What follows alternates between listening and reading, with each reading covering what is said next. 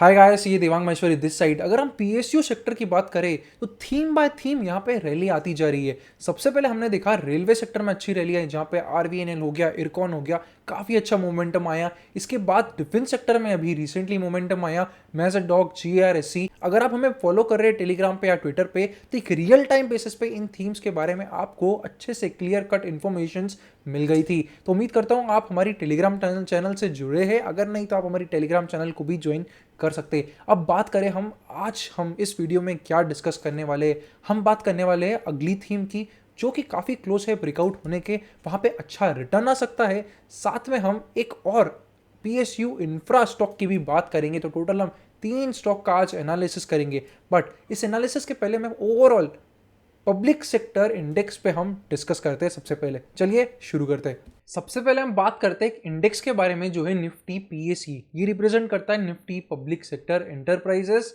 तो ये एक ऐसा इंडेक्स है जो आप ट्रैक कर सकते हो ओवरऑल पीएसई सेक्टर में क्या मूवमेंट आ रहा है, सपोर्ट क्या है, रेजिस्टेंस क्या है। इन सब के लिए आप इस इंडेक्स को ट्रैक कर सकते हैं। अभी आपके सामने उसका मंथली चार्ट है, ध्यान से देखिए।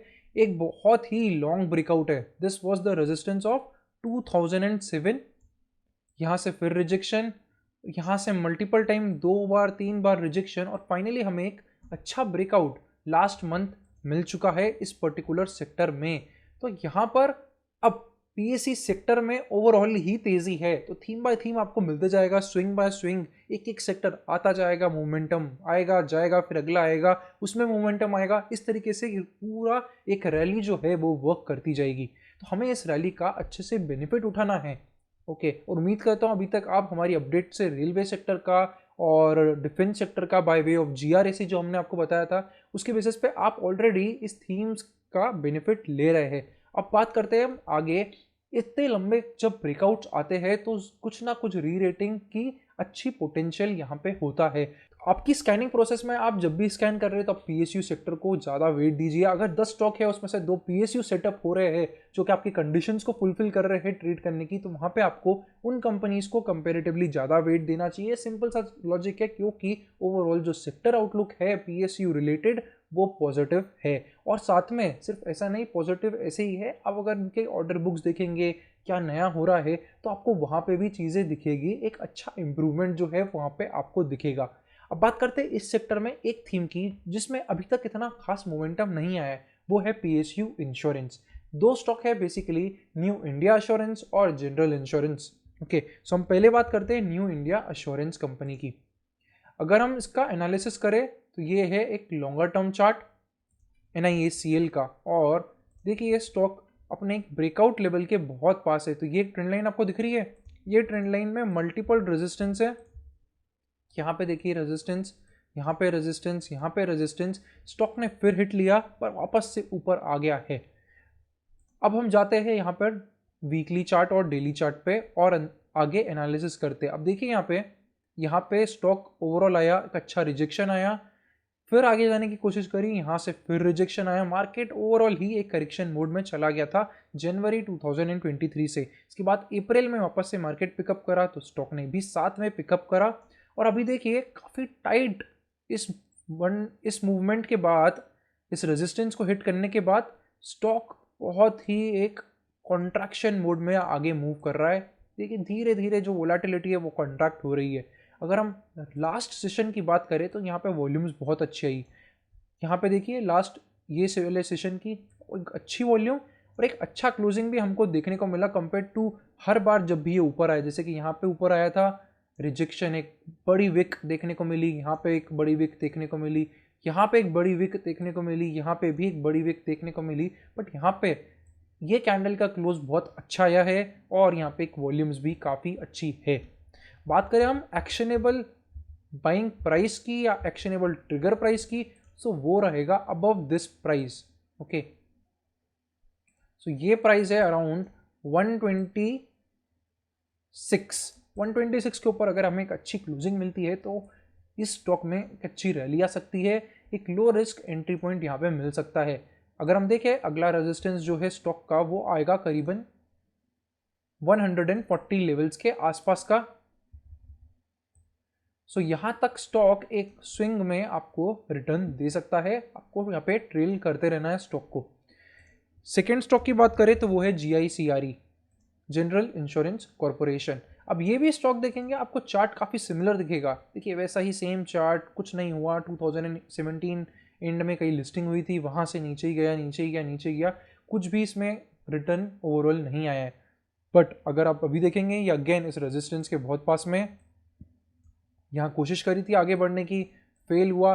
मार्केट जैसे ही करेक्ट हुआ, अच्छा हुआ, वापस से ऊपर आ गया, एक अच्छा रिबाउंड यहाँ पे देखने को मिला। यहाँ पे भी देखेंगे तो स्टॉक बिल्कुल रेजिस्टेंस पर है, तो यहाँ पे एक एक्शनेबल प्राइस लेवल्स जो रहेंगे वो रहेगा 194 का लेवल। इसके ऊपर स्टॉक में एक फिर अच्छी रैली हमें देखने को मिल सकती है।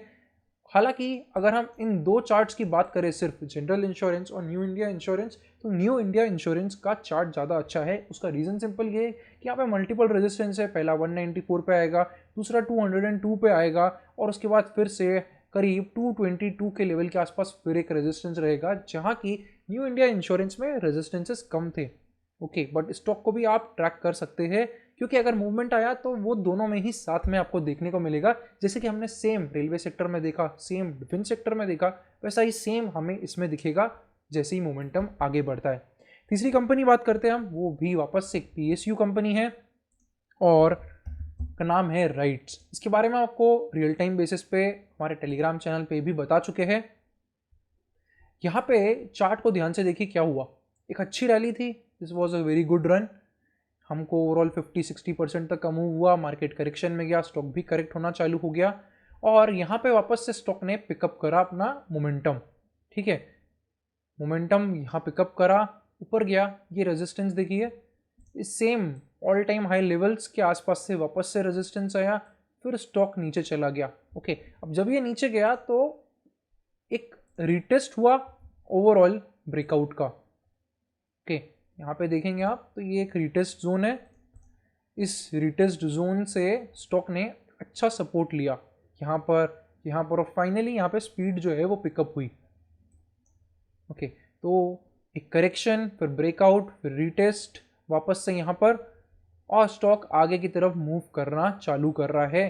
तो यहाँ पर एक अच्छी अपॉर्चुनिटी बनती है, हाई रिस्क रिवॉर्ड ओवरऑल यहाँ पे मिल सकता है। इसके बाद जो स्टॉक का नेक्स्ट रेजिस्टेंस रहेगा वो 433, और अगर हमें इसका भी ब्रेकआउट मिल जाता है तो यहाँ पर और एक अच्छी रैली आ सकती है, जैसे हमने अलग अलग PSU स्टॉक्स में देखी। तो ये स्टॉक भी आपकी रडार में होना चाहिए। साथ में यहाँ पे वॉल्यूम्स को देखिए, ये जो बड़ी ग्रीन वॉल्यूम्स है देखिए यहाँ पर, these are all telling you of the accumulation which is going on within this base.